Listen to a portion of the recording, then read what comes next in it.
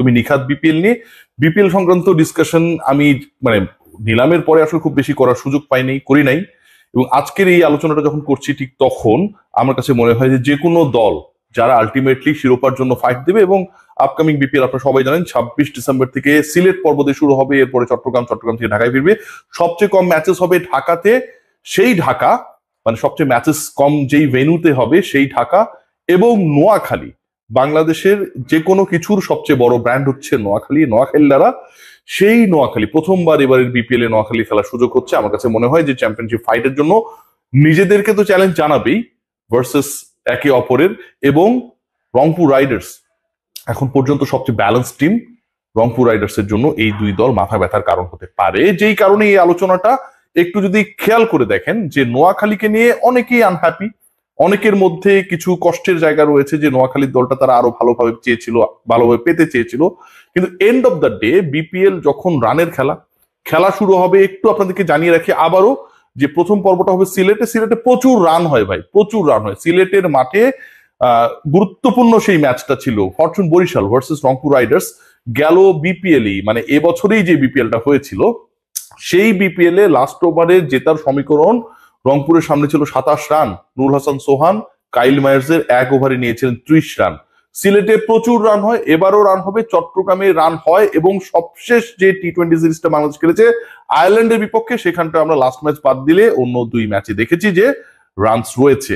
So এই যে runs রয়েছে ডিউ ফ্যাক্টর, বাংলাদেশে এবারের বিপিএল এর প্রথম 24টা ম্যাচই হবে সিলেট চট্টগ্রামে। আমার কাছে মনে হয় ব্যাটিং ডিপার্টমেন্টে যে কোনো দলের যারা ডমিনেট করবেন তারা যদি কোয়ালিটি ক্রিকেটার হন, তাহলে দলের রেজাল্টে তাদের একটা বড় ভূমিকা থাকবে।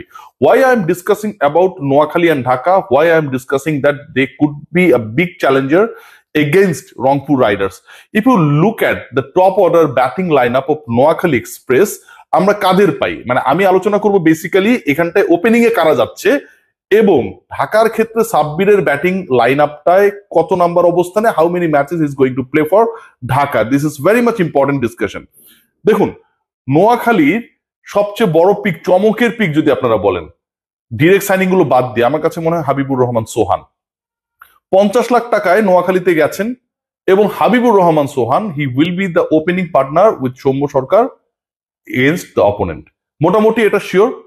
যতটুকু আমি টিম ম্যানেজমেন্টের সাথে, দল গড়ার সাথে যারা জড়িত, যতটুকু আমার কথা হয়েছে, খুব মানে ডিটেইলড কথা হয়েছে এরকমটা না, কারণ তারাও এখনো ফুল ডিসিশন মেক করে ফেলেছে, ব্যাপারটাও এরকমটা না। So Sohan and Soumya is going to be the opening pair. এখানটায় আরেকটা গুরুত্বপূর্ণ নাম, যে কুশলের কথা আপনারা সবাই জানেন, যে কুশলের আসলে ব্যাটিং অর্ডারটা কততে হবে। বাংলাদেশে এর আগে কখনো বিপিএল খেলেন নাই, শ্রীলঙ্কা পাকিস্তান সিরিজের কারণে আসলে তার ফিউচারটা কি সেটা আমাদের কাছে ক্লিয়ার না, বাট তিনি যদি এভেলেবেল থাকেন তাহলে hopefully he will B number 3। Number 4 A Charles খেলবেন। এই যে টপ 4 নিয়ে আমি কথা বললাম, 4টা স্পট নিয়ে কথা বললাম, Sohan, Soumya, Kushal and the last one Charles.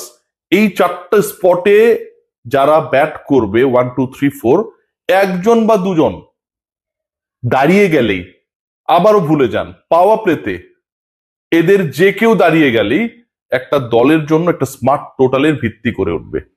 এরপরে যারা রয়েছে ব্যাট করার জন্য, খেয়াল করে দেখেন Haider Ali from Pakistan, hitter of the balls. তারপরে জাকের আলী অনিক, মাহিদুল অঙ্কন, এই ক্রিকেটাররাও কিন্তু নোয়াখালীতে রয়েছে। আমাদের কিছুটা হলেও অ্যালার্জি রয়েছে, কিছুটা হলেও তাদের ব্যর্থতার কারণে অসন্তুষ্টি রয়েছে, বাট জাকের আলী অনিক, মাহিদুল ইসলাম অঙ্কন, তাদের গিভেন ডেতে স্পেশালি ঘরোয়া লোকাল ক্রিকেটে কিন্তু তারা পারফর্মার। এবং লাস্ট বিপিএল এও কিন্তু 174 স্ট্রাইক রেটে মাহিদুল অঙ্কন ব্যাট করেছিলেন খুলনা টাইগার্স। সো আমার কাছে মনে হয় ব্যাটিং ওয়াইজ এই দলটা খুবই ব্যালেন্সড। নোয়াখালী ব্যাটিং ওয়াইজ খুবই ব্যালেন্স, যে কোনো দলের এগেনস্টেই এই দলটা ভয়ঙ্কর হয়ে উঠতে পারে। ইভেন যখন স্লো এন্ড লো ট্র্যাকেও খেলা হবে, ধরেন এরকম বিধ্বংসী কেউ যদি দাঁড়িয়ে যায়, সেটাও কিন্তু প্রতিপক্ষের জন্য বিশাল চ্যালেঞ্জিং হবে। আমার কাছে মনে হয় Noakhali as a team is too good, এবং ব্যাটিং ডিপার্টমেন্টে যেহেতু মোটামুটি শুরুর 24টা ম্যাচই হবে হচ্ছে ঢাকার বাইরে, চট্টগ্রাম সিলেটে প্রচুর রানস রয়েছে, সেই রানস করার জন্য যেই ধরনের ব্যাটিং লাইন আপ দরকার, they have that batting department. What about Dhaka Capitals? আমি ফরেন কালেকশন নিয়ে খুব বেশি হ্যাপি না। অ্যালেক্স সেলসকে নিয়ে আপনি বাজি ধরতে পারেন, কনফিডেন্স পেতে পারেন, ইটস গুড, বাট অন্য যারা রয়েছে তাদেরকে নিয়ে উসমান খান বলেন, সানাকা বলেন, আকবরী বলেন, I am not that happy. But এখানটায় লোকাল ক্রিকেটাররা আলটিমেটলি আলো ছড়াবে।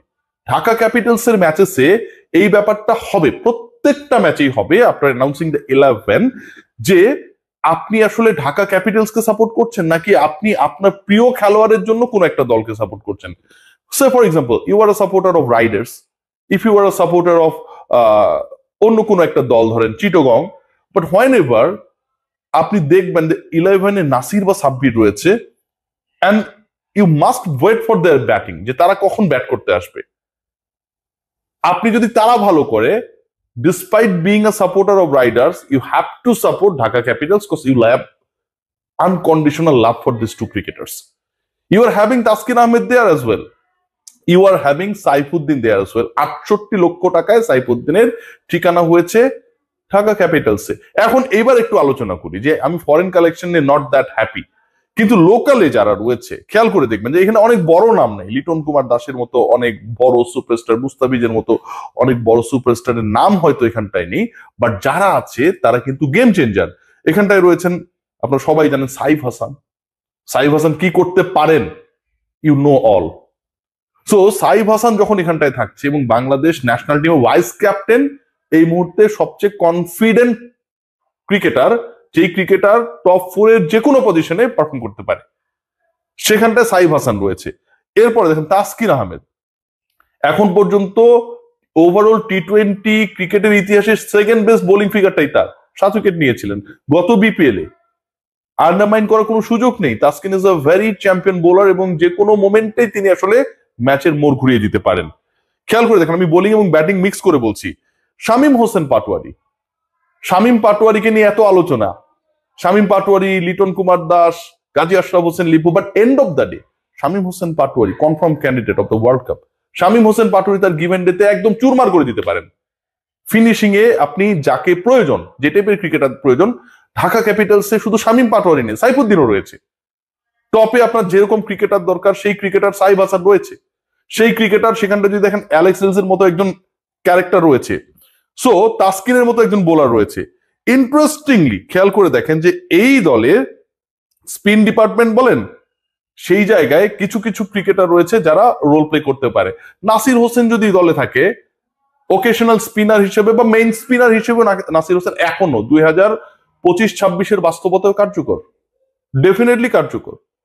সাব্বির রহমান কোন পজিশনে ব্যাট করবেন, আমার কাছে যেটা মনে হয় যে টপ 5 এর মধ্যেই সাব্বির রহমানকে ব্যাট করানোর কথা বা পরিকল্পনা। বাট স্যাড বাট ট্রু, আমার কাছে এটাও মনে হয় যে সাব্বির এবং নাসির কোনো ম্যাচেই একসাথে 11-এ থাকবে না, এই চান্সেসটাও কম, এই প্রবাবিলিটির জায়গাটাও কম।